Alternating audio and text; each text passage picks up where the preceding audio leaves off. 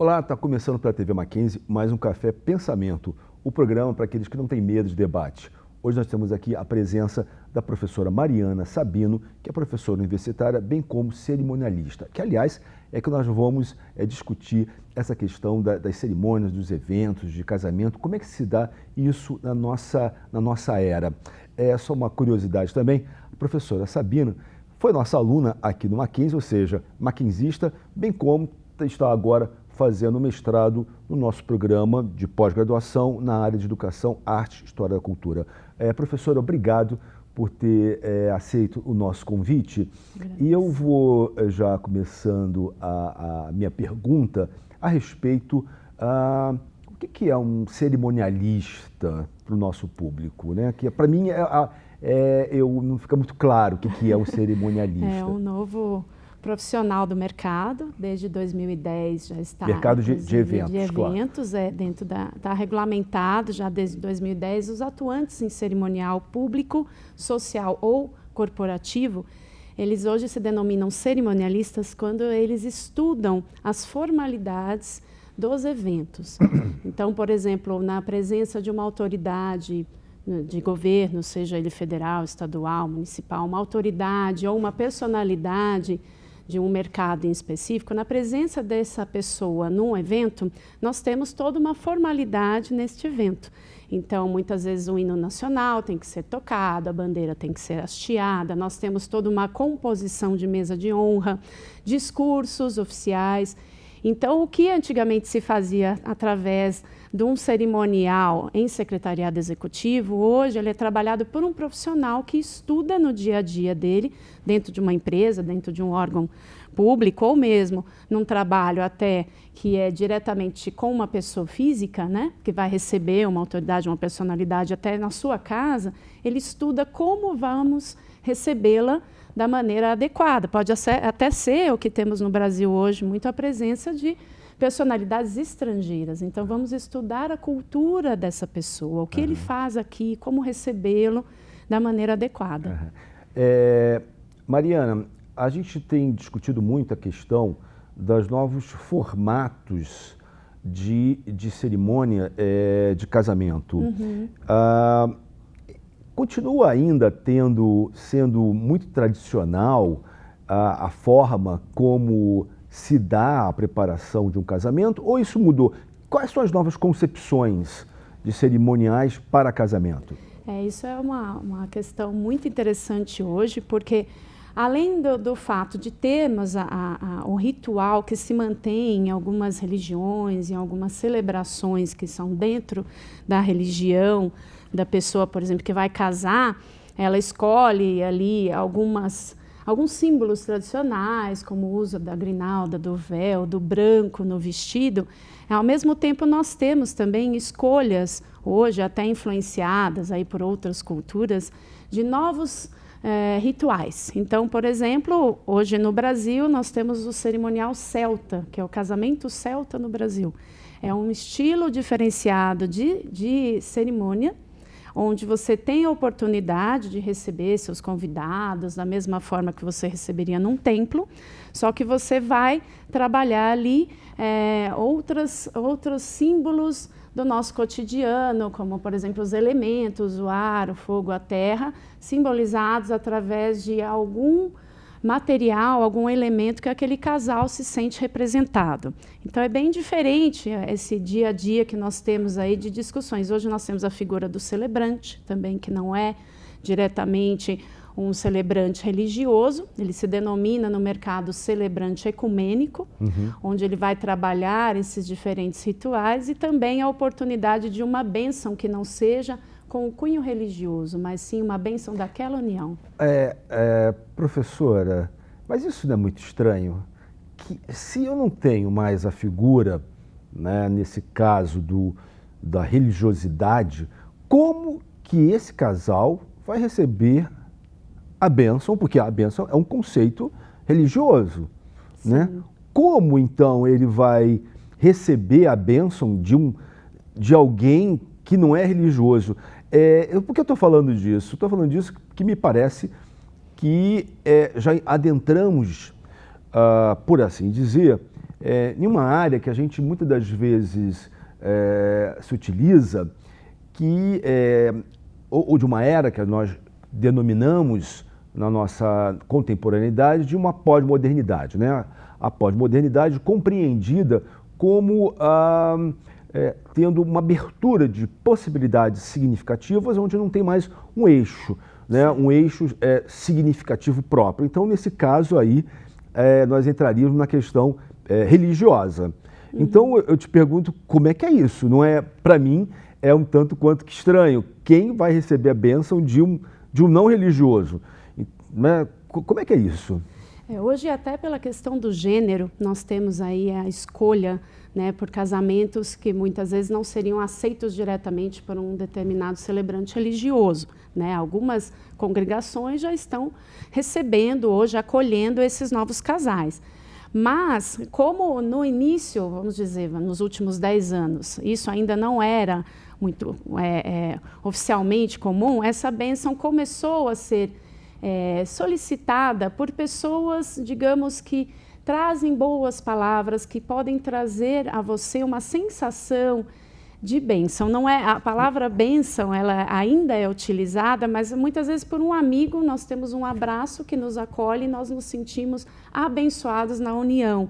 Então, quando você escolhe muitas vezes um padrinho para o seu filho, não necessariamente você o batiza para que ele seja padrinho, mas é uma escolha mais por afeiçoamento, digamos, por afeição à pessoa, aquilo que ela significa no seu dia a dia. Então, por exemplo, eu tenho um casal de amigos que é espírita e dentro do espiritismo não há uma bênção, um ritual diretamente.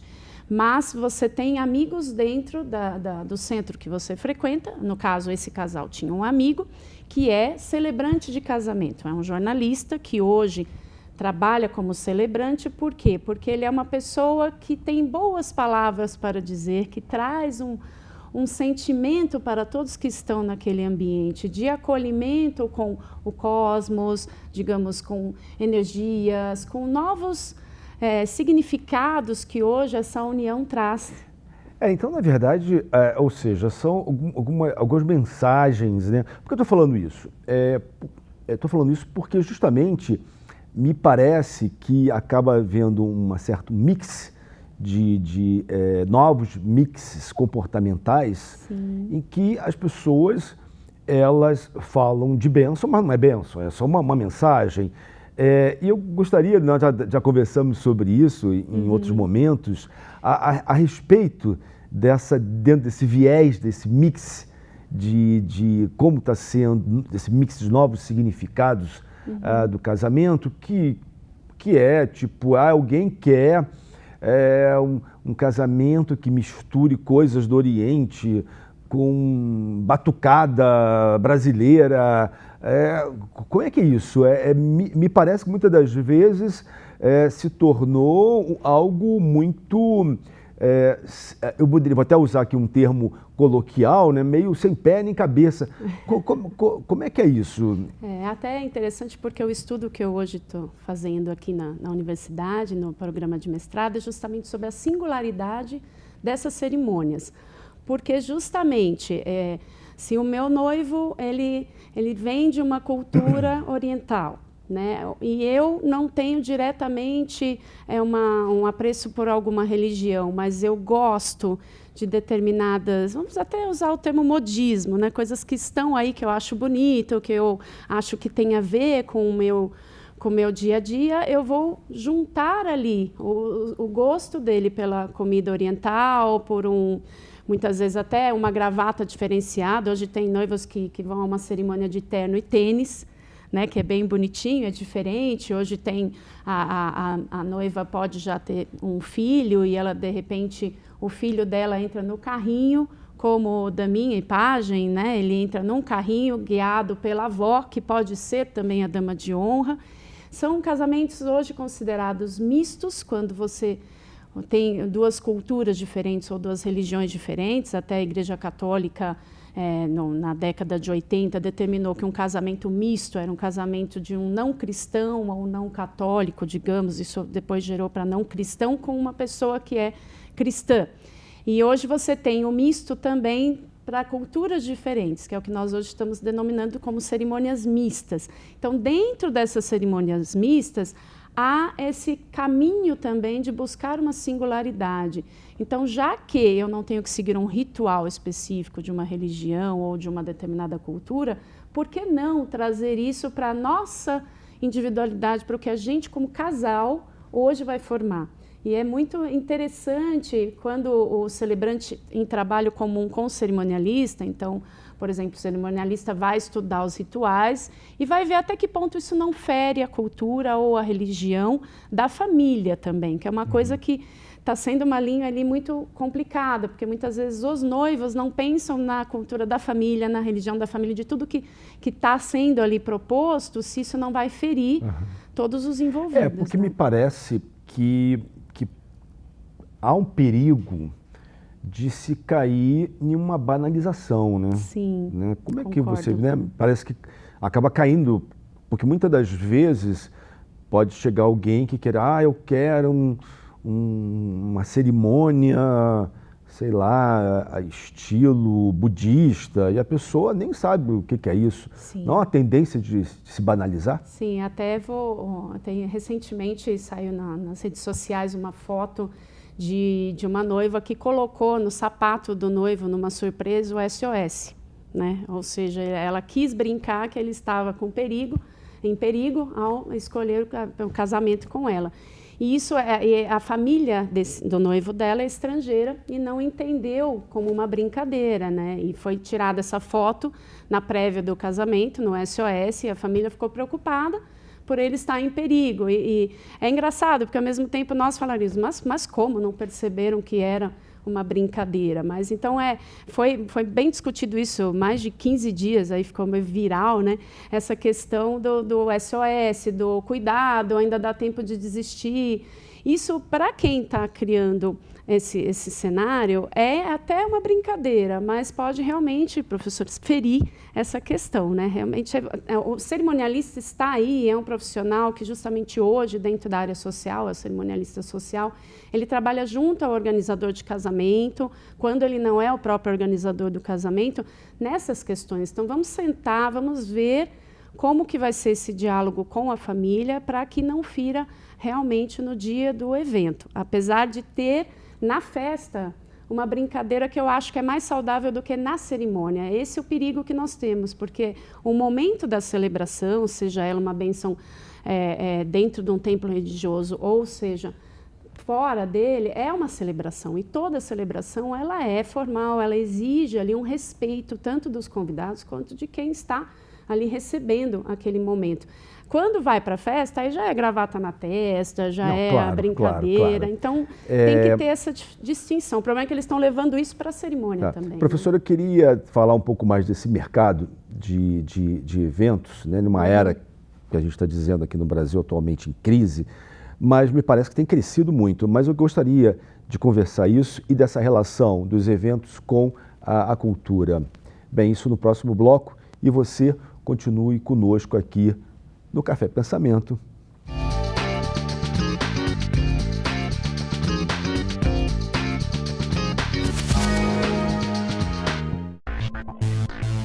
O mundo oferece muita matéria-prima. Pedra, madeira, metais. Mas já imaginou ter que usar tudo isso exatamente do jeito que a gente encontra na natureza?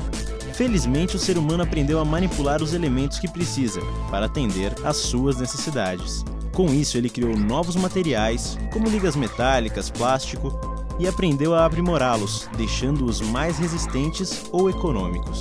São séculos de conhecimento acumulado e que hoje pode ser usado pelos engenheiros de materiais. Eles desenvolvem novos produtos, novas soluções e deixam as empresas mais eficientes e competitivas. Quer entrar para esse mercado inovador? Então faça um curso de graduação nessa área. Você vai estudar metalurgia, termodinâmica, bioquímica industrial, física experimental, entre outras matérias. E o mais importante, você vai se tornar um personagem da grande revolução tecnológica que o mundo vive hoje em dia. Mackenzie.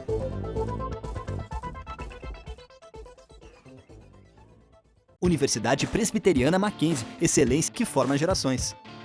O Mackenzie é uma referência na área da construção civil. O nome da faculdade ou da universidade te abre porta?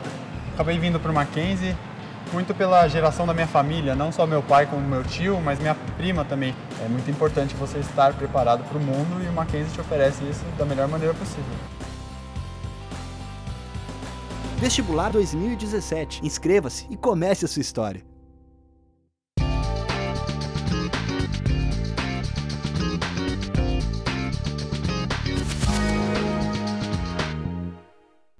Olá, estamos de volta ao Café Pensamento. Hoje aqui com a presença da professora Mariana Sabino. Nós estamos falando sobre a questão dos novos formatos de evento, casamento, debutantes e etc. Professora, nós temos falado anteriormente, no bloco anterior, sobre esse novo profissional que é o cerimonialista. Quer dizer, já havia, mas agora de uma forma mais, por assim dizer, oficial. Nós vamos falar também dessa questão do como é que esses novas cerimônias de casamento estão se organizando. E eu queria dizer o seguinte, está crescendo? Porque nós estamos vivendo uma era, vamos falar de crise. Tem crescido a demanda dessas cerimônias de casamento, debutantes, por aí vai? Olha, é interessante, porque é um mercado que continua em crescimento. Lógico que não num crescimento como nós tínhamos há 5 anos atrás, né? Diante da crise, hoje nós temos um crescimento, saiu no IBGE, a última pesquisa em 2015, que nos últimos 3 anos houve um crescimento de 25% de gastos em cerimônias de casamento especialmente, né? Os eventos sociais como um todo, eles continuam acontecendo nas famílias. Os 2 principais são os aniversários e os casamentos. As famílias investem ainda nesse casamento.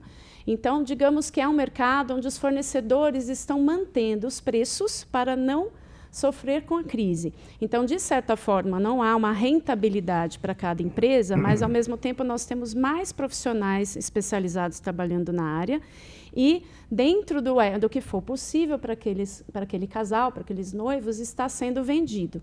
Né? Estão sendo vendidos os serviços, mas eu não vou investir o mesmo valor que eu investiria numa decoração, mas eu vou manter a decoração no meu evento. E na área dessas cerimônias de debutantes, me parece que hoje é um espetáculo, Sim. né? A pessoa parece que tem que ser bilionária para fazer um evento desse. Um evento de debutante. Tem até revista especializada.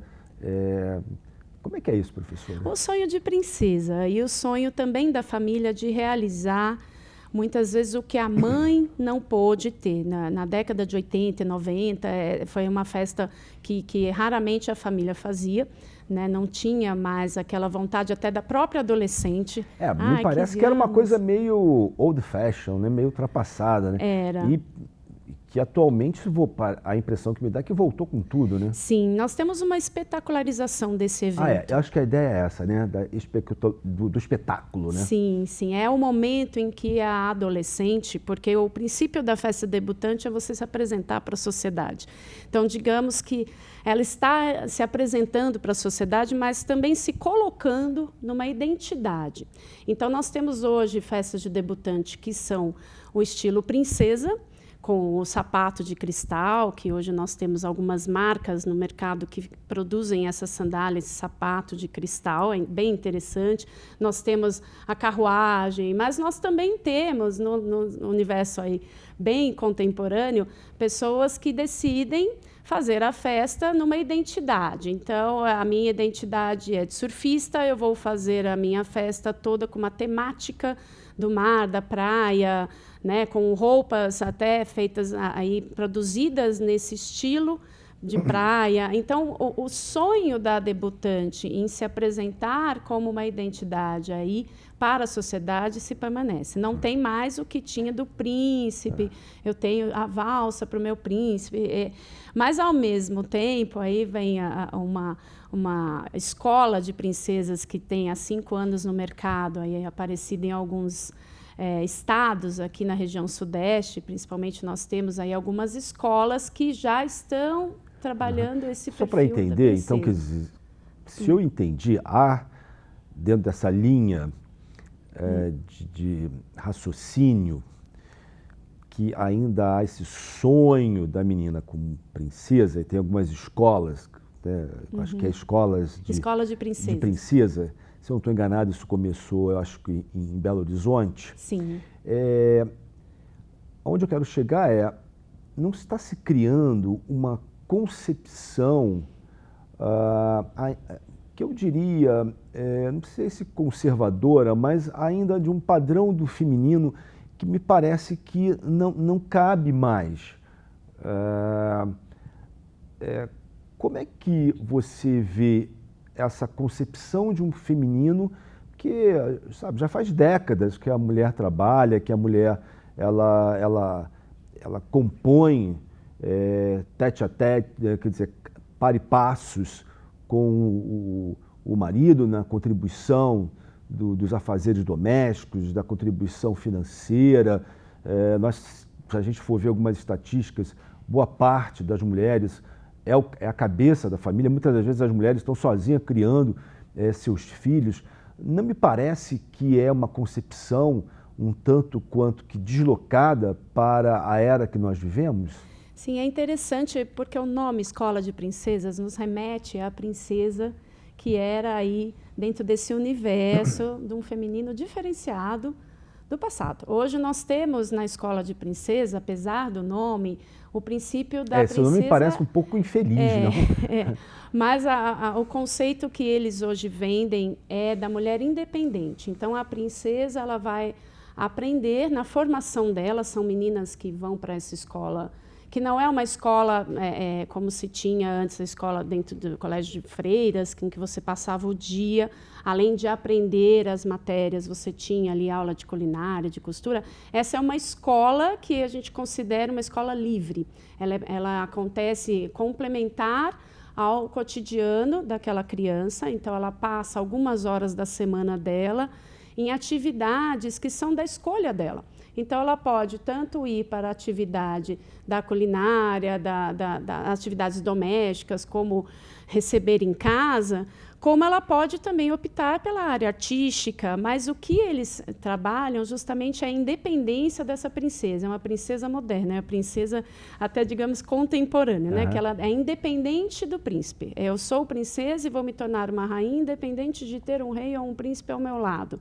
Essa é a concepção da escola, apesar da publicidade Escola de Princesas. E a própria página deles hoje na internet, tudo rosinha, tudo lembrando a Barbie, que a Barbie era também a princesa que tinha um príncipe. A Barbie sempre esperou pelo príncipe dela, pelo Ken, né? E hoje a Barbie é a Barbie independente. A Barbie hoje tem perfis diferenciados, né? Uma boneca que hoje mostra também o que a menina quer ser. Então, eu acho que a princesa está também dentro de muitas meninas na vida aí, lúdica do ser uma rainha e uma princesa no mercado, na atuação dela como uma pessoa de identidade, não mais dependente, né, do que se tinha antes, a dependência do príncipe. E nesse aspecto, tem crescido essas escolas aqui no Brasil e principalmente tem crescido aqui no Sudeste. Como é que está esse crescimento dessas escolas? O crescimento ele se dá até numa questão do boca a boca, e eu acho que também um pouco da falta de oportunidade que essas adolescentes têm de conviver com família, em família, e ter aquele famoso ensinamento da vovó. Porque hoje uma avó de uma adolescente, ela tem uma vida independente, viaja, ela não fica mais por conta de educar aquela adolescente enquanto me parece também que o perfil social dessas adolescentes, me parece que de uma classe média alta para cima, não? Sim, sim. Por enquanto é o que nós temos, e agora a influência também em relação às outras meninas, ela está acontecendo nas redes sociais. Então, elas acabam trabalhando grupos dentro das redes sociais que discutem essas tendências. Então, não necessariamente você vai até a escola para resgatar esses princípios. Você tem aí dentro, até de centros comunitários, a oportunidade de discutir etiqueta, de discutir questões domésticas, de independência, porque o que uma mãe até deu um depoimento sobre a escola de princesa, ela falou: estou muito feliz que a minha filha hoje ela pode ir morar fora, no Canadá, por exemplo, e ficar numa casa de família. Eu tenho certeza que ela vai acordar, vai saber arrumar a cama dela, vai saber como se comportar à mesa, vai saber como cumprimentar as pessoas, que ainda se deseja isso, né? Tá, ou seja, esse grupo social ainda deseja algo que por assim dizer, né, que a própria família inicialmente poderia educar, né? Como Exato. muitas das vezes se fala, né? Quando adolescentes brasileiros vão para o exterior e os pais ficam felizes, agora ele faz a cama dele. Mas a gente podia perguntar, mas por que já não fazia a cama aqui? Parece que tem que sair para aprender. Então, só nesse aspecto que me parece que é um tanto quanto que um problema da nossa educação brasileira em relação às nossas crianças e jovens. Mas, enfim, Mariana, estamos chegando aqui ao final do nosso programa e eu gostaria de saber se você tem mais uma mensagem para nós, enfim, mais alguma dica. Olha, essa última colocação sua a respeito da educação é justamente isso, né? Se nós pudermos aproveitar dentro de casa ou também tendo exemplos, bons exemplos, seja através de professores que têm um peso muito forte na mão aí de educar nesse sentido também hoje, se nós pudermos resgatar os valores também dentro de casa e até dentro da nossa identidade, buscarmos aí uma boa convivência, buscarmos o respeito. Então, até onde vai o meu direito? O que não fere o direito do outro? Eu acho que nós vamos ter aí um comportamento de princesa, digamos, aí usando essa comparação. Mas o que eu espero é que as pessoas tenham aí dentro da sua identidade o respeito ao próximo, para conviver num evento, para conviver numa viagem, no dia a dia, de uma forma mais harmônica, né, socialmente. Acho importante. Ok, obrigado. Eu que agradeço. E gostaria de agradecer a você e até o próximo Café Pensamento.